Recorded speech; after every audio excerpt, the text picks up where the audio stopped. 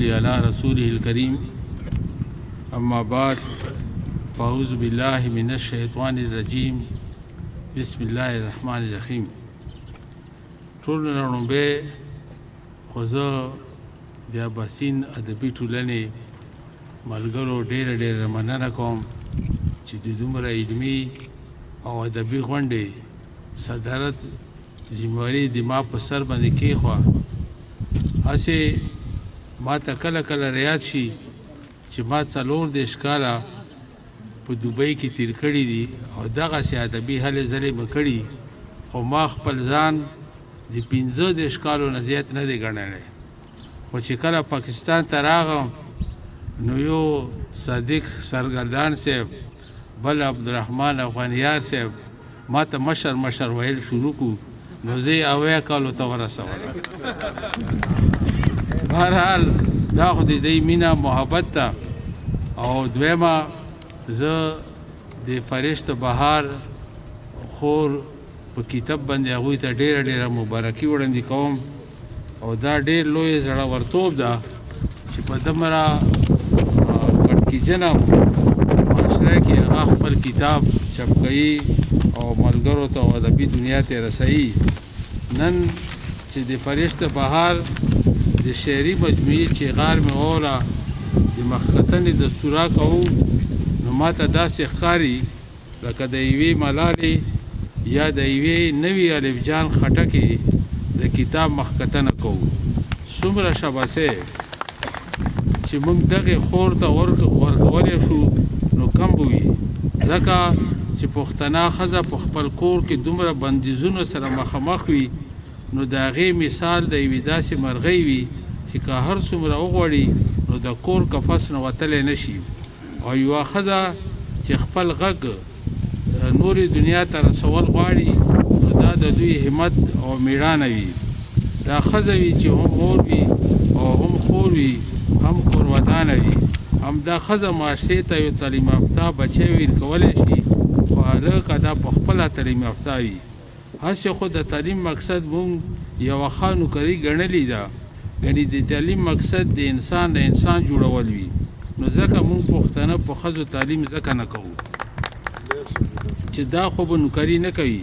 د هغې لنډ مثال یې دا دی چې یو بچی چې د سکول نه کور ته راشي نو مور وله ډوډۍ واچوي او نو د ښځه د که تعلیم یافته نه وي نو نور د خپل بچي غم نه کوي، او که تعلیم یافته وي نو دا ښځه د خپل بچي نه دا پوښتنه ضرور کوي چې بچی په سکول کې درته څه سبق ویلی ده او کور دې پرې هم درته سکول کار دیر کړی ده که نه.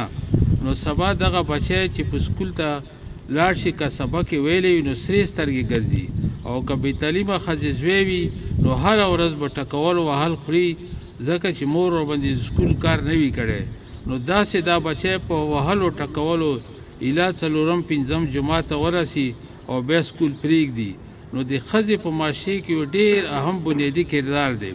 فرشته بهار د شعر و شاعرۍ یوه نوې لوبغاړې ده چې د ډېرو بندیزونو باوجود یې هم خپل غږ د پښتو شاعرۍ په صورت کې وړاندې کړی دی چې موږ ورته د نوي سباوون زیری ویلی شو. هغه بېله خبره ده چې داسې غږونه د پښتنو په معاشره کې یو ټپېدلی غږ وي چې هغه یې په خپله اوري او نور پښتنه یې ډېر کم اوري، یوازې بشعوره پښتنه یې اورېدلی شي.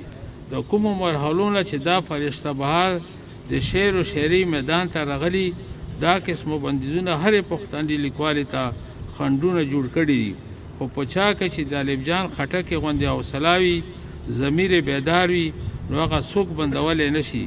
همدا مثال د فرشته بهار دی چې په دومره کم عمر کې هم هغوی دومره پخه شاعري کړې ده. د دومره بندیزونو باوجود هم هغه خپل غږ سلیم راز صاحب سره شریک کړی دی. نو د دوی همت او پښتو شاعرۍ سره د مینې محبت ثبوت دی چې د هغې په برکت یې نن پښتو ادب کې دومره مقام پیدا کړی چې موږ ورته د نوي سباوون زیری ویلی شو. که خپل سفر یې جاري وساتلو نو د خټکنامې یوه دویمه الف جان خټکه جوړېدلی شي، تر څو چې د دوی د شعر و شاعرۍ تعلق دی په دومره کم عمر کې دومره پخه شاعري د هغوی پښتو سره د مینې محبت او برکت دی. دوی اکثر غزلې ویلي، یو څو نظمونه هم ویلي، خو غزل د نوي دود تقاضو مطابق ډیر روان او ډیر معنی خیز غزل دی. انسان سراسره د مینې سره د پښتون قام به حیثي او په سیاسي توګه پاتې راتلو ساندې هم ویلي دي. په یو شعر کې وایي تن در پرېوځه د هغه په ځوانۍ تن در پرېوځه د هغه په ځوانۍ چې بل ته ناس نیسي همت نه کوي او خاورې ویل چې تو ټوپک وي پکې په ما دې څوک داسې غیرت نه کوي. د دې دورې بل کلام دی چې زموږ د دواړو نصیبونه دی بېله سویرې دیوالونه په د شعر کې څومره نادره تشبیه راوړې ده ځکه چې د بدنصیبۍ مرمو په سر ولاړ دی نو زموږ د نصیبونو سوری ځکه نشته. او بل یو نظم دی چې د ستا د مخ اوښکې رودونه زما په شونډو کې آهونه دی د حالاتو زنځیرونه دی پکې قید زموږ روحونه د پښتنو درانه خویونه ورته پسخیږي ټول کمونه بهار د مور د پښو خپونه تلخ خلوا د جنتونه. هسې خو فرشته بهار ټوله شاعري د ستاینې وړ ده. غزل سراسره نظم هم ډیر روان لیکلی. یو نظم یې چې زما ربه ولوان له دې لیکلی چې ډیر دردناک دی.